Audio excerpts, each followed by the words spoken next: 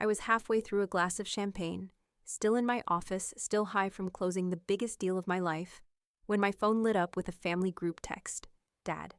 Emergency meeting tonight, 7 p.m. Your mother made lasagna, Thomas. We're worried about you, Stacey. Nicholas.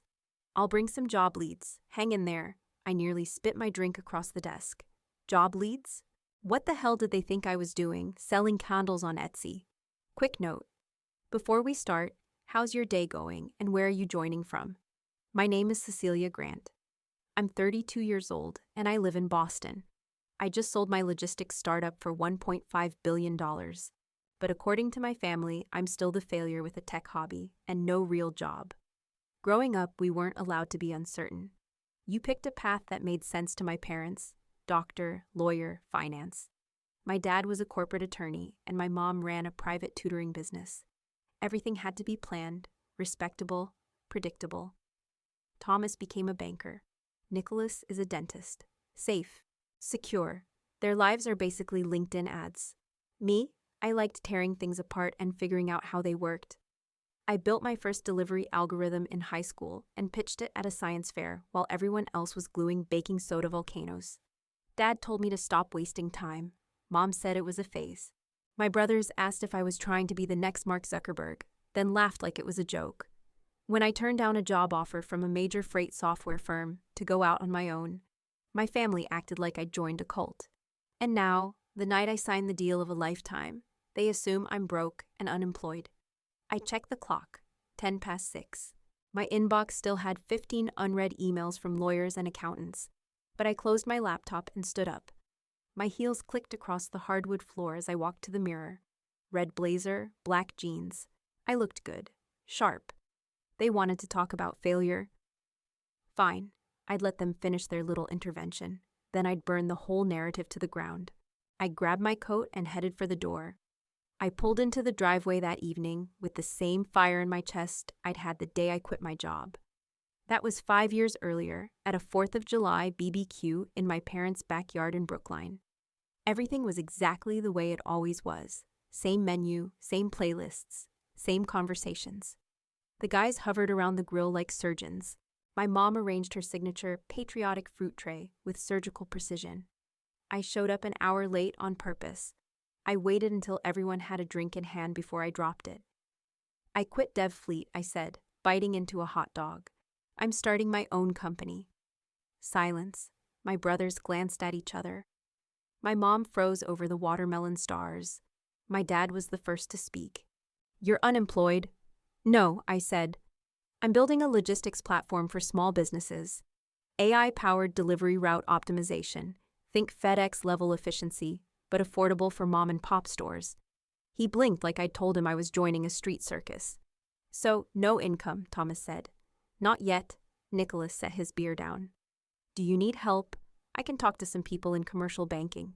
Maybe line something up? I'm not asking for a job, I snapped. I've got a business plan. I've been working nights for 6 months getting this ready. My dad folded his arms. There's a difference between ambition and delusion, Cecilia. That one cut deep. He said it loud enough that Aunt Linda stopped mid-laugh and turned. A week later, I got my first forwarded job listing.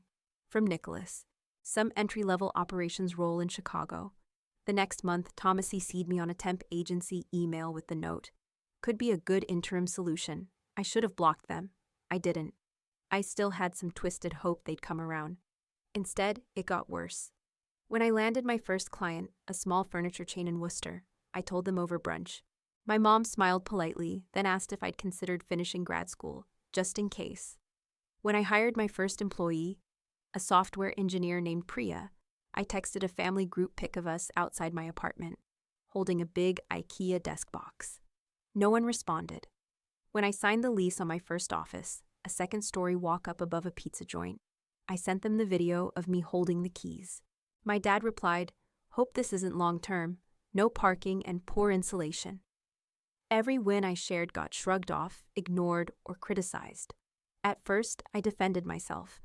I explained how user retention was climbing, how our delivery times beat the national average. I even tried showing Thomas my API dashboard. He stared at it like I'd shown him alien code and said, "What's the revenue, though?" Eventually, I stopped bringing it up. I stopped sharing anything. The passive-aggressive digs never let up. A second cousin reached out on Facebook with an amazing admin opportunity at her Pilates studio. One of my uncles cornered me at a funeral and said, "You know, some women find tech too stressful. Nothing wrong with being a receptionist." Every damn time I walked into a family event, I braced for it.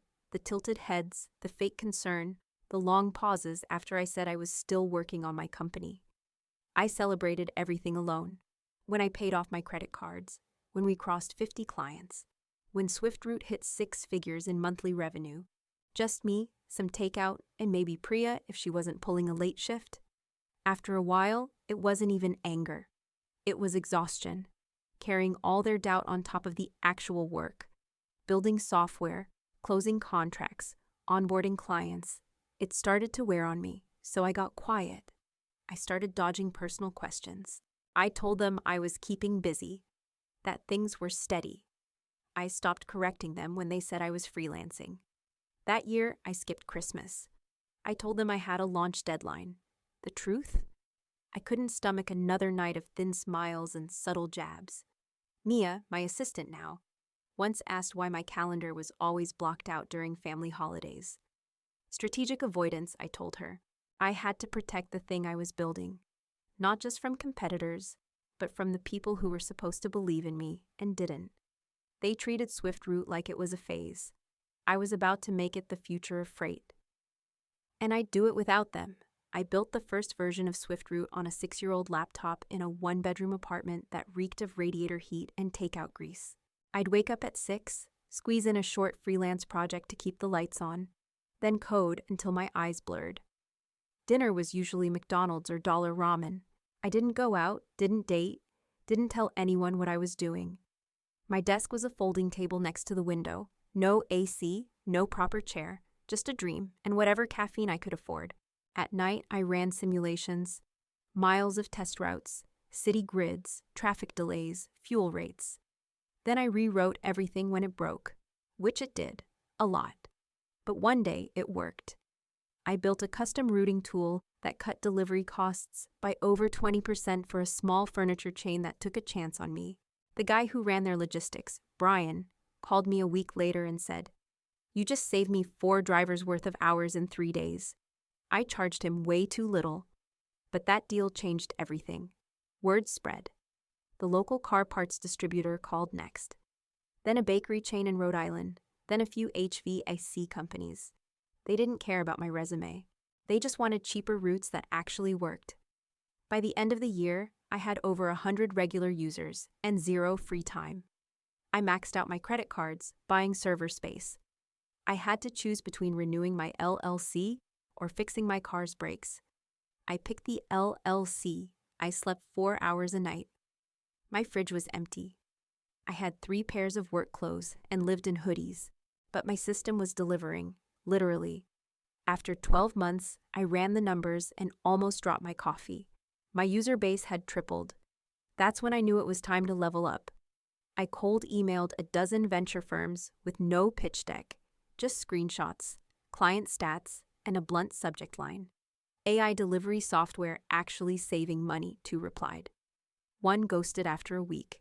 The other, ForgePoint Ventures, asked for a meeting. I showed up with my laptop and 3 hours of sleep. Their managing partner, Dana Carlisle, grilled me hard. Growth model, churn rate, tech stack, roadmap. I answered everything without flinching. A week later, she called. "We're in for 2.5, she said. "You're a little scrappy, but you're sharp. Don't lose that." I didn't cry. I didn't celebrate. I just got to work. I signed the lease on a real office in Somerville. 1,200 square feet, brick walls, busted HVAC. Perfect. I hired 3 people. Priya stayed on full-time.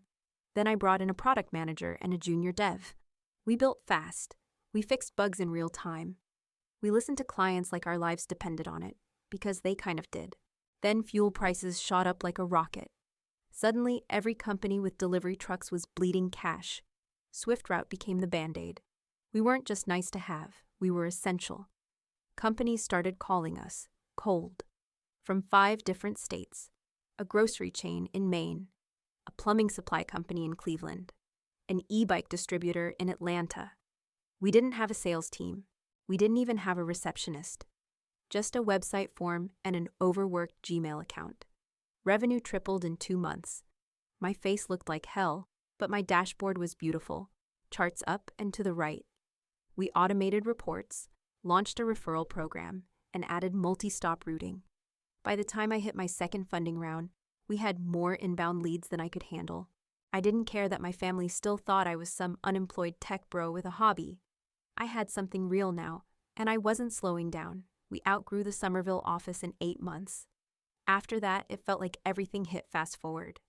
3 years later, SwiftRoute had a full floor in a downtown Boston high-rise, 180 employees, and clients in 32 states. I had a board, an HR department, even a finance team that ran projections I couldn't follow without coffee and a whiteboard. But the weirdest part? I didn't tell my family any of it. Not when we crossed 10 million in ARR.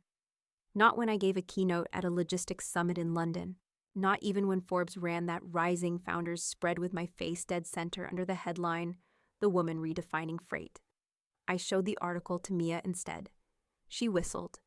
"You gonna frame this, or pretend it never happened?" "Probably bury it under my couch," I said. She narrowed her eyes. "You're still not telling them, huh?" I shrugged. "What's the point? They'll either act impressed and fake, or worse, ask for money." Mia leaned on my desk. "They're your parents. You don't think they'd want to know you've built something this huge?" I met her eyes. "They didn't care when it was small. Why would they care now?" She didn't say anything right away, just nodded, slow. It wasn't like I was ashamed. I just didn't trust them with it. Every time I tried to talk about the company, my mom would change the subject to her neighbor's son, who just got his MBA. My dad once asked if I was still running that app. He didn't even know what we did. So I stopped trying. I kept things surface level. Business is good, still busy. Yeah, lots of travel lately. What I didn't say, I flew to Singapore to meet with a global shipping client. I got invited to a White House roundtable on infrastructure tech. I raised Series B funding at a 9-figure valuation. I stayed quiet and kept building. I focused on the work. And when the work got too heavy, I started something else, something separate from SwiftRoute. It started with a phone call from a city planner in Pittsburgh, who'd used our platform to analyze delivery routes near schools. He said it helped them identify dangerous choke points during peak hours. That stuck with me. I pulled a few late nights sketching ideas, then quietly launched a nonprofit, Gridline Foundation. Mission: improve last-mile delivery infrastructure in crowded cities. We partnered with local governments, helped redesign loading zones, and pushed for smarter curbside policy. No press, no selfies with mayors, just real, slow, gritty work that mattered. I didn't even tell the board until 6 months in. They thought I was taking weekends off to recharge. Whatever. Mia caught on, obviously. She started color-coding my calendar blocks. Blue for SwiftRoute, green for Gridline, red for family stuff, which was basically just holidays and the occasional guilt call from my mother. One afternoon, we were prepping for an investor lunch when she tossed me a look from across the table. "You know," she said, "you treat your parents like they're paparazzi." I laughed. "Because they don't want to understand. They just want a story they can brag about at dinner parties, or a reason to feel superior." "Maybe," she said, "or maybe they're just waiting for you to say, 'Look what I built.'" I didn't answer, not because she was wrong, but because I didn't know how to explain the fear. It wasn't failure I was scared of. It was being seen and still not being enough. So I kept the door shut, and I built the life I wanted, quietly, deliberately, on my own terms. I was in the conference room on the 26th floor, signing the last round of legal documents, when my phone started blowing up. The view behind me was floor-to-ceiling glass, Boston spread out like a circuit board under a cloudy sky. I'd just gotten off a call with Global Hall's general counsel. The deal was set. $1.5 billion in equity, and I'd stay on as CEO for at least 2 years post-merger. It was the biggest moment of my professional life. Then came the family group chat. "Dad, we need to meet tonight, serious talk." "Mom, we're worried. You've been quiet. We think it's time for a reset." "Thomas, I printed some job listings. Boston Hospital needs admin staff. Nicholas. I know someone at the DMV hiring front desk. Just a starting point. My jaw clenched so hard I had to stand up. Admin work? A reset. I'd built a multi-state logistics empire, and they still thought I was behind on rent and chasing some pipe dream. I stared at the screen and felt the heat rise in my chest. Mia walked in with her tablet, paused when she saw my face. Let me guess, family? I turned the phone toward her. Her eyebrows shot up. Wow. They think you're applying at the DMV while you're selling the company for $1.5 billion? Apparently, she sat down. Want me to answer your text for the rest of the day? I smirked. Tempting. Then I had an idea. Actually, I said, call me around 7:30 tonight. I'll be in the middle of their little intervention. She tilted her head. You want the call on speaker? Absolutely. Give me the full rundown. Use the words valuation, acquisition, and CEO. Leave nothing out. She grinned. Happy to help. Want me to wear something intimidating? Save that for the investor dinner. This one's more of a demolition. By 5, the contracts were finalized. I closed my laptop, leaned back, and let it sink in. We'd done it. SwiftRoute was going global. I didn't feel like celebrating. Not yet. At 6:45, I pulled into my parents' driveway. Same beige siding. Same cracked stone walkway I used to trip over in winter. Inside, I could already hear voices. My mom's polite hums, Nicholas's slow pacing across the wood floors. The smell of garlic bread punched me in the face. Thomas opened the door. Hey, you look tired. I smiled without warmth. Been working. We sat in the living room. Everyone was already in place, like a jury waiting for testimony. Dad cleared his throat. Cecilia, we're worried about your future. I said nothing. Mom chimed in, handing me a manila folder. Just a few options. Entry-level roles, admin support, things you can build from. Nicholas pulled up his phone. There's a tech company hiring customer service, hybrid role. You'd be great with people. Thomas dropped his bomb, and I reached out to a friend at the state office. They sometimes fund small startups that didn't quite work out. I wanted to laugh in their faces, but I didn't. Not yet. I sat back, crossed my legs, and waited. Dad sighed. Sweetheart, it's okay to let go of a failed dream. People pivot all the time. You're not a failure, just lost. I checked my watch, right on cue. My phone rang. I picked it up and hit speaker. Hey Mia, go ahead. Her voice came through sharp and clear. Hey boss, just got confirmation. Global haul signed. $1.5 billion valuation, full acquisition of SwiftRoute, and your CEO title's locked for post-acquisition transition. Dead silence. Mia didn't stop. Also, the WSJ team is trying to confirm if you'll comment for tomorrow's cover. Do you want me to loop in PR or keep it internal? I looked up at my family, frozen, mouth slightly open, eyes darting between me and the phone like it had just spoken in tongues. I'll call you back, I said. Thanks, Mia. I ended the call, let the silence stretch a little longer. Then I looked at my dad. You were saying something about failure? Nobody moved. My dad's jaw flexed like he was deciding whether to double down or change the subject. Thomas stared at the coffee table like it might offer an escape route. Nicholas shifted in his chair, then cleared his throat. Wait, did she say $1.5 billion? He finally asked, like it couldn't be real unless he repeated it. She did, I said. That's billion with a B, 212 employees. And a global freight company just bought us because we outperformed their internal systems. My mom blinked, lips slightly parted. You sold your app?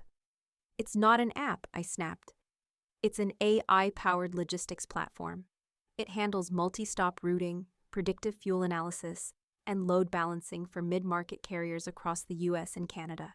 We have grocery chains, HVAC suppliers, furniture dealers, even a damn waste management company using our system daily. I looked at each of them, and not one of you ever asked how it worked, or what I actually did. You just assumed I was unemployed or drifting. Thomas opened his mouth. I cut him off. No, don't spin it now.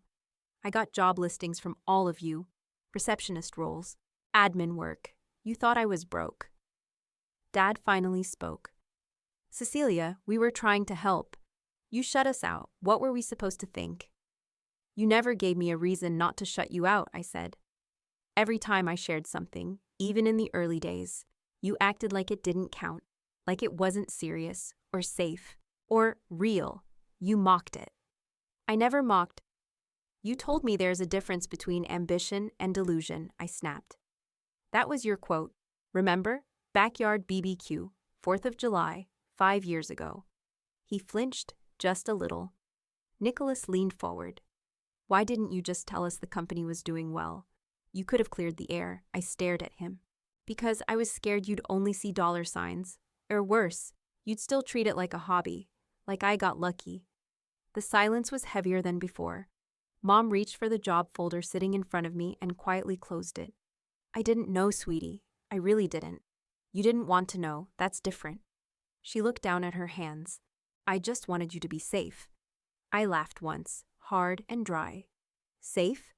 You think maxing out credit cards, sleeping 4 hours a night, building software at a kitchen table while people laughed behind my back felt safe? I turned to Thomas. You once told me I should apply at a startup to get exposure. I ran one. You sent me job links like I was drowning. He opened his mouth, shut it again, then said, We didn't understand the scale, okay? We thought you were struggling. You never asked. My dad folded his arms. This all feels very personal. That's because it is personal, I snapped. I didn't need your applause. I needed you to treat me like I had value before the dollar sign showed up. Nobody spoke, so I kept going. I missed holidays because I was working. I built 2 organizations, Swift Route and a nonprofit, because this industry is broken and nobody else was fixing it. I've spoken on international stages, negotiated multi-million-dollar contracts, and employed hundreds of people, and all I got from my own family was condescension and silence. I stood up slow and steady. This company didn't happen overnight. It took years, and not once did any of you say, tell me more. You were too busy offering me job leads and backup plans. Mom's voice was small. Cecilia, we just wanted you to have stability. I exhaled hard through my nose. You wanted me to be just like Thomas, just like Nicholas, predictable, boxed in, safe. Thomas crossed his arms. There's nothing wrong with stability. No, I said.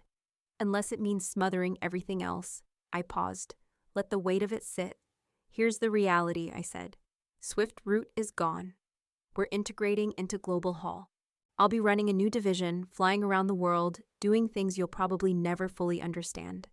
And I'm fine with that. Dad sat back, expression unreadable. And what do you want from us now? Nothing, I said. Just respect, not validation, not a fake apology, just recognition that I've done something real, without your permission, support, or approval. I grabbed my bag. The days of proving myself to this family are over. From now on, this relationship happens on my terms. You don't get access to my life unless you earn it. Then I walked toward the door without waiting for an answer. Cecilia, wait, my dad said from behind me. His voice had softened. Too little, too late. I stopped at the front door but didn't turn around. He kept going. This wasn't meant to insult you. We were concerned. That's all. I turned slowly.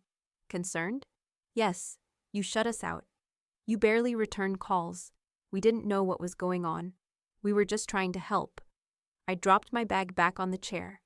Let's talk about help then. His mouth opened, but I cut in fast. You want to pretend this was all out of love? Fine. But let's be honest. You weren't concerned. You were condescending. Thomas sighed. Come on, Cece. Don't make this a big...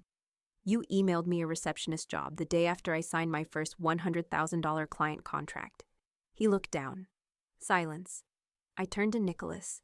You said I should get exposure by shadowing someone with a real business. That was 2 months after I launched full operations. He started to speak. I kept going. And Mom, I said, voice sharper now, you brought up grad school every single birthday for 4 years straight. Even when I told you I wasn't interested. Her face turned red. I didn't mean to belittle what you were doing, but you did. Repeatedly. You smiled through it. But every word out of your mouth said, This isn't enough. You aren't enough. Dad stepped forward. It's not that we didn't believe in you. No, I snapped. You didn't. Don't spin it. You thought I was lost. You thought I was unstable. You talked about me like I was a phase you hoped would end. He paused, lips tight. Then he said it. I didn't understand your world. So yes, I assumed it wasn't working. I didn't know how to measure it. There it was. The confession. That's the problem, I said, quiet but firm. If you don't understand it, it doesn't exist to you, or it doesn't matter. You never asked me to explain. You just filled in the blanks with whatever version made you feel superior. My mom put her hands together like she was praying. I just wanted you to be safe. I didn't want you to burn out or end up with nothing. I stared at her. You think I didn't burn out? You think I didn't crash some nights and wonder if it was all going to fail? But I kept going, alone. Because the only thing worse than failing was proving you right. She blinked fast. That landed. You all wrapped your concern in this thick layer of judgment and called it love, I said. But love listens. It doesn't forward job listings without asking. No one said a word. I walked back to the center of the room, looked at each of them. I'm not here for applause. I don't need congratulations or praise or some last-minute redemption speech. But I do expect respect. Thomas folded his arms. What does that even mean now? It means, I said, you don't get to rewrite the past just because I made it. It means no more jokes about real jobs. No more offers to get me in somewhere. No more birthday cards with business advice I didn't ask for. I looked at my dad. And you? Don't ever call what I built a phase again. He nodded once, stiffly. I grabbed my bag again. From this point forward, if you want to be in my life, it's going to happen on my terms. That means curiosity instead of criticism, interest instead of judgment. And if you can't manage that, that's fine, but I'm done bending to earn my seat here. I walked to the door, hand on the knob. Behind me, I heard Nicholas mutter, "She really did it." And my dad say quietly, "We never really saw her, did we?" I didn't turn around. I just walked out the door, straight into the night air. By the time I got back to my condo, I didn't feel victorious. I felt drained. No adrenaline, no relief. Just a thick, heavy kind of tired, the kind that lives in your bones. I dropped my bag, kicked off my heels, and sat on the floor. Not the couch, not the bed, just the floor. Lights off, blinds closed. I stared at the ceiling and let the silence swallow me whole. I'd said everything I needed to say, but somehow, it still didn't feel like enough. The next morning, I woke up to chaos. Wall Street Journal, Bloomberg, CNBC. All of them ran the acquisition story. Local startup disrupts national freight industry in $1.5 billion deal. My phone buzzed nonstop. Texts from VCs, clients, former classmates, reporters. Even my old manager at DevFleet emailed to say, "Didn't see that coming. Congrats." And then, around 10:30 a.m., my mom texted, "Mom, proud of you." Attached was a screenshot of the Forbes homepage with my face on it. I stared at it for a few seconds before typing back, "Me. Thanks." That was it. I didn't have the energy for anything more. Over the next few weeks, she started texting more often. But not about the company, about me. "How are you sleeping? Have you been eating well?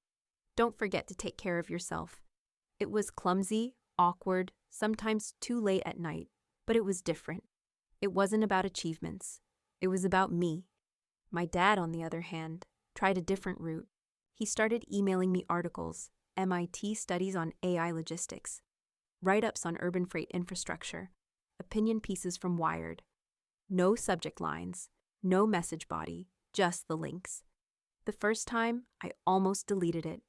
But then I realized that was his version of a peace offering, not an apology, not even understanding, just a silent acknowledgement. I'm trying to catch up now. I didn't write back. But I didn't block him either. I kept my distance from my brothers.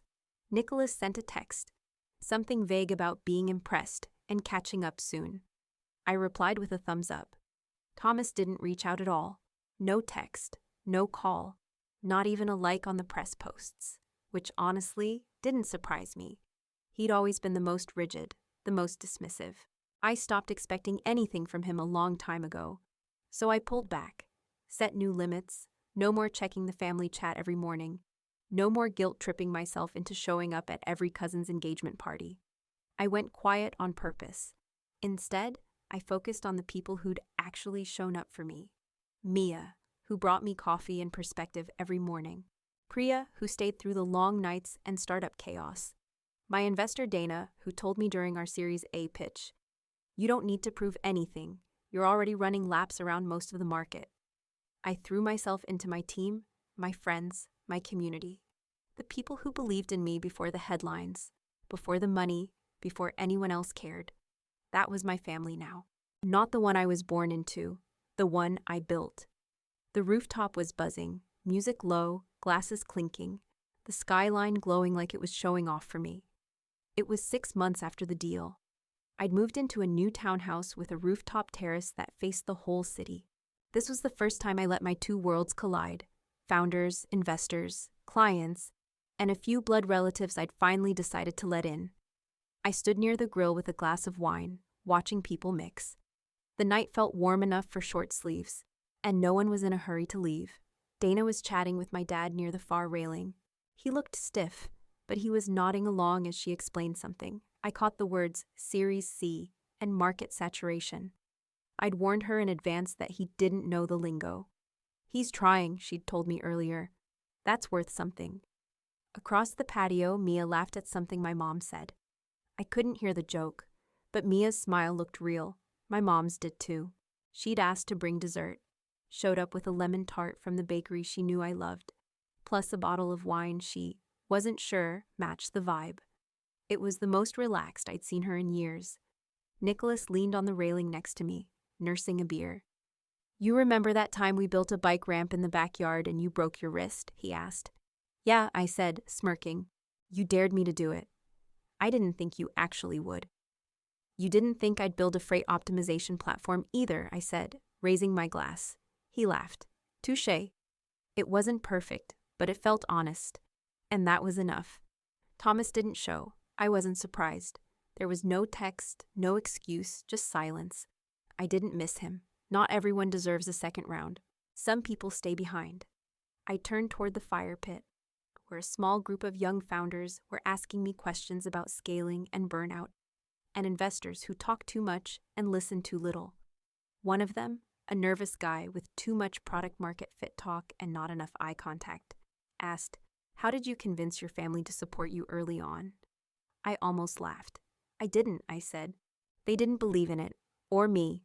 "Not really," he frowned. "So what did you do?" I leaned forward, elbows on my knees. "Don't wait for their permission. Build anyway." That hit. I saw it in his eyes. I used to think being underestimated was the worst part. It's not. It's wasting time trying to convince people who already made up their minds. The people who believed in me, Mia, Dana, Priya, the early clients who said yes when they didn't have to. Those were the ones who mattered. Now I get to return the favor, mentor, invest, lift other builders who feel like I did. Alone, undercut, unheard. I stood up, walked toward the edge of the terrace, and took in the city. Lights blinking, horns echoing low in the distance. Somewhere out there, some kid was coding a future no one believed in. I hoped they'd ignore the noise. I hoped they'd keep going. Because I wasn't chasing approval anymore. I was chasing impact. And this time, I didn't need anyone's permission. Later that night, after the last guest left and the music finally stopped, I stayed on the terrace with a glass of wine and my heels kicked off.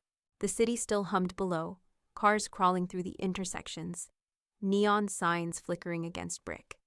I pulled my hair up, let the breeze hit the back of my neck, and just breathed. It felt good to be alone in this moment. Not lonely, just mine. My phone buzzed once, my mom again.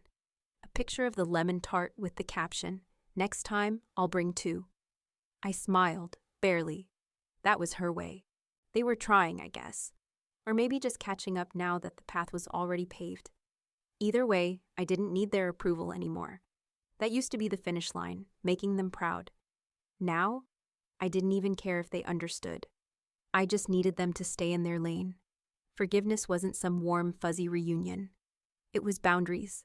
Quiet ones, not yelling at the wall, but learning not to touch it again.